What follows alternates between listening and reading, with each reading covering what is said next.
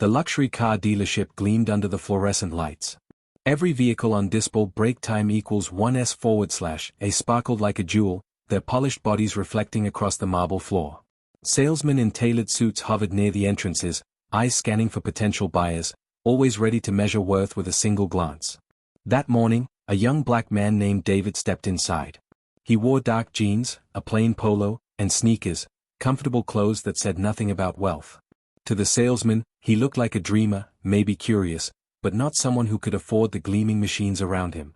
From behind a desk, Tunde, one of the dealership's most confident salesmen, spotted him. He prided himself on being able to read customers instantly. When his eyes met David's, a smirk crept across his face. "Good afternoon, sir," Tunde said, his tone sharp with sarcasm. "Here to look around?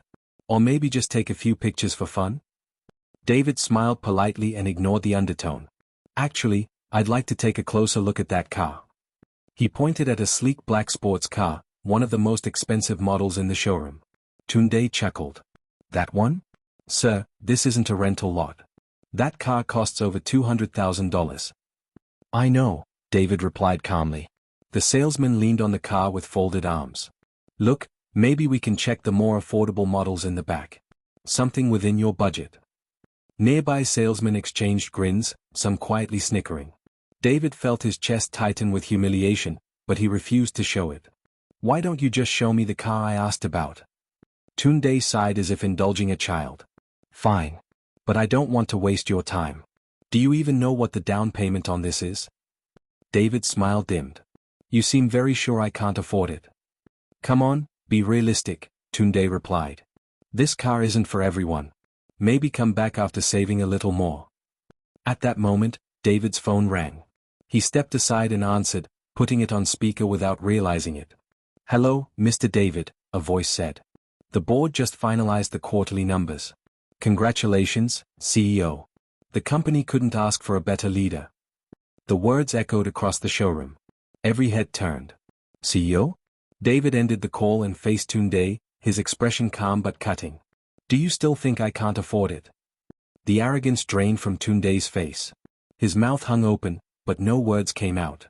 The laughter from the others had vanished, replaced by stunned silence. "I'll take this one," David said, touching the handle of the car. "Wait, you're a CEO?" Tunde stammered. "Yes. Of a Fortune 500 company.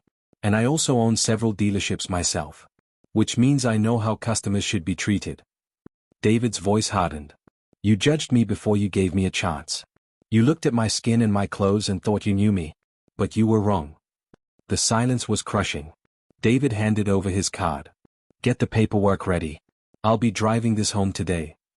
Tunde scrambled, drenched in sweat. The other salesmen looked guilty, realizing they too had been caught in their own bias. As the deal was finalized, David delivered one final blow.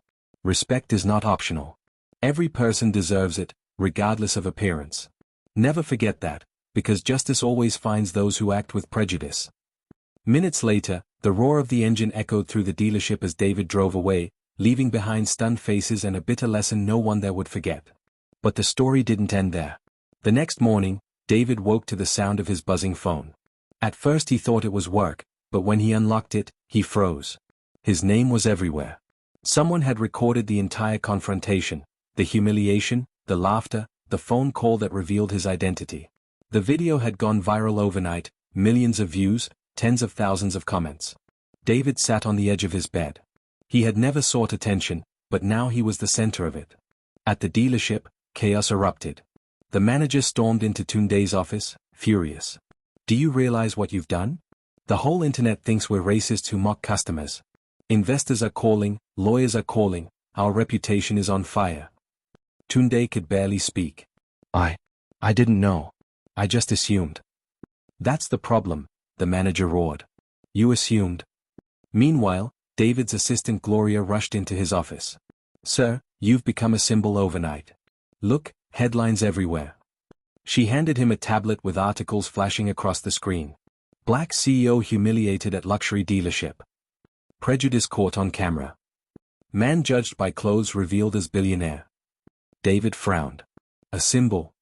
That afternoon, he stood before cameras at a press conference. His voice was calm, but his words thundered. Yesterday I was judged by my appearance. This isn't just about me, it's about every person who has been told they don't belong before they've even spoken. Bias destroys trust. We deserve better. The applause was loud, the live stream numbers massive. Across the country, people cheered him as a voice for dignity and justice. But not everyone was cheering. Behind closed doors, executives at the dealership's headquarters panicked. Their stock was falling, investors furious, lawsuits looming. If he wants, he could buy out half our branches, one whispered. Tunde was suspended, left to stew in shame as his name trended online. At first he wallowed in regret. But slowly, resentment grew. I lost everything because of him, he muttered bitterly. And then came the threats. Anonymous messages to David's phone. Strange calls. Cars parked outside his home with tinted windows. Gloria warned him, "Sir, this is bigger than just a dealership. Someone doesn't want your message spreading." One evening, leaving his office, David spotted the same car idling across the street. This time, the tinted window rolled down just enough for a voice to speak. Cold. Familiar. "This isn't over, David." The car sped away, leaving David standing frozen on the sidewalk, heart pounding. What had started as one humiliating encounter was spiraling into something far more dangerous. Don't forget to like, share, and subscribe for part 2, because the real story is only just beginning.